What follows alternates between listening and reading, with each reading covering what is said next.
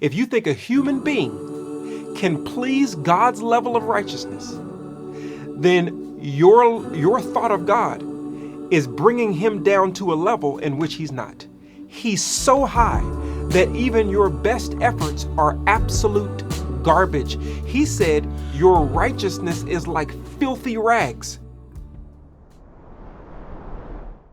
What's going on, everybody? It's Jonathan Evans here, and listen, I'm excited because I get to tell you today something that I learned a long time ago. You're way off. I want you to know you are way off. You're way off kilter. You're way off the standard. You missed it. You fell short. You didn't make it. You're lacking. Whatever it is, however you want to say it, I'm letting you know, brother to brother, brother to sister, you're way off. You missed the mark. What am I talking about? I'm talking about understanding what Jesus Christ did for us in the new covenant and not trying to satisfy the old covenant. You're way off. You can't do it. You're done. You're washed up and you're finished. That's why Isaiah 64:6 says, all your righteousness is like filthy garments. What? You mean my righteousness is bad? You mean my best day is still the worst day?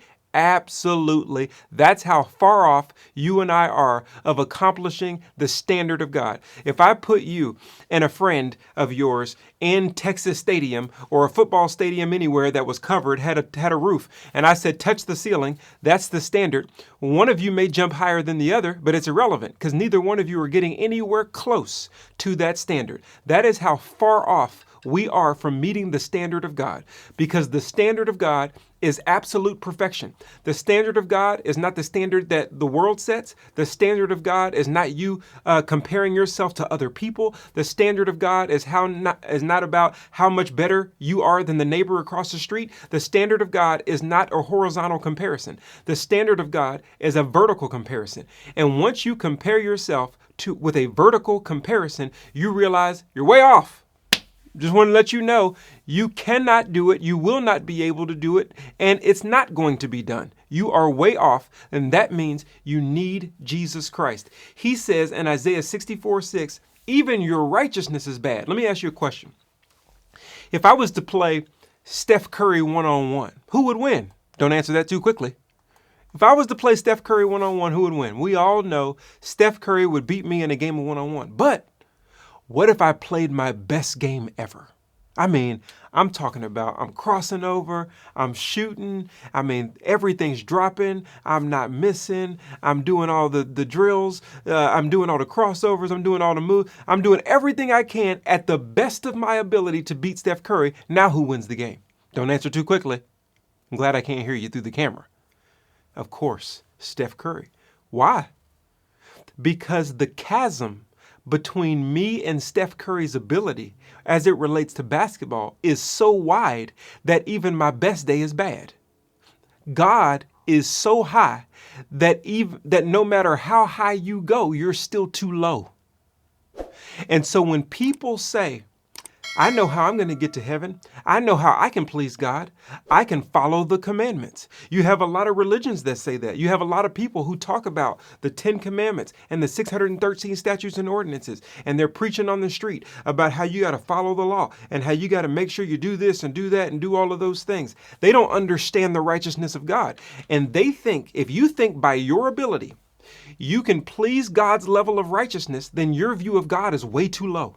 If you think a human being can please God's level of righteousness, then your thought of God is bringing him down to a level in which he's not.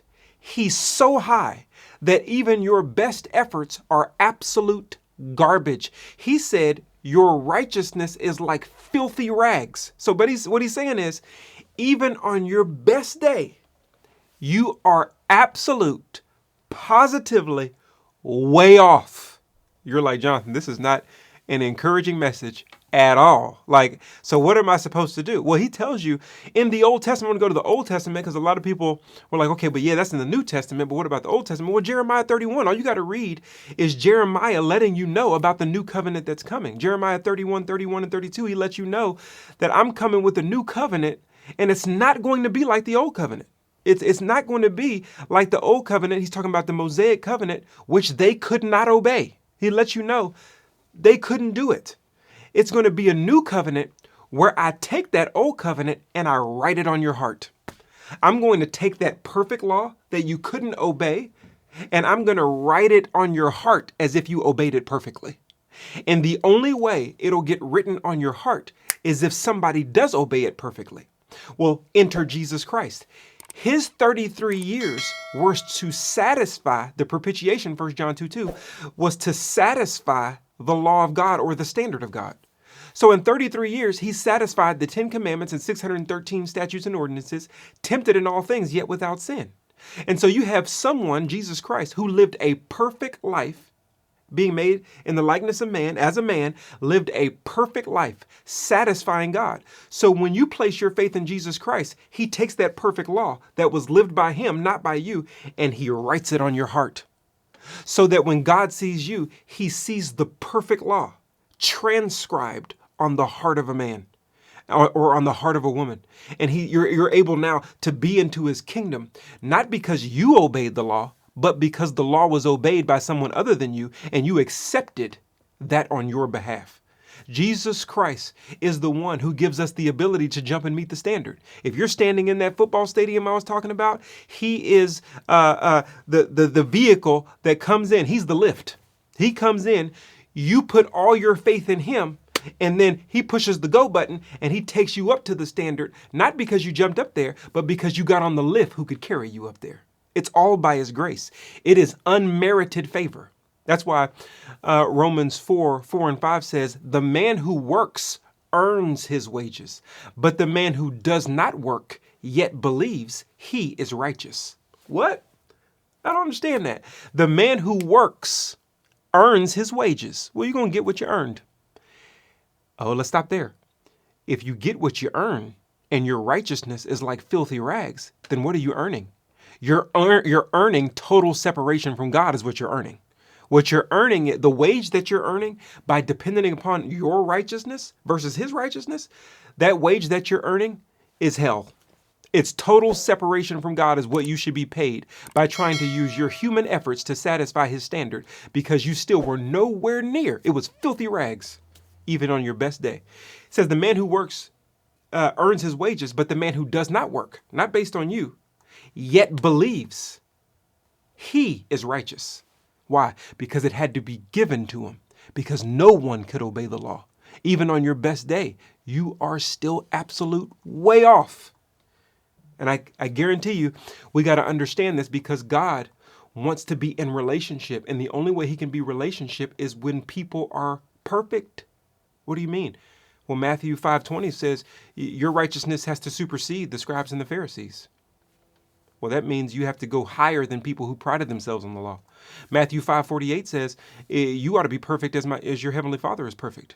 Even in Exodus 25:8, it says, build me a sanctuary so that I may dwell among my people. That was the place where the sacrifices would be made. That was the place where people could come and have, and God could infiltrate and be a part of the people of God with barriers because of sin. And so you got to understand that he removed the dividing wall in Jesus Christ, who accomplished the law, so that we can have a relationship with God and actually be eligible for a perfect place with his perfect presence. You got to be a perfect person. And so you got to understand that you're way off. And when you understand that you're way off, you being better than someone else is irrelevant.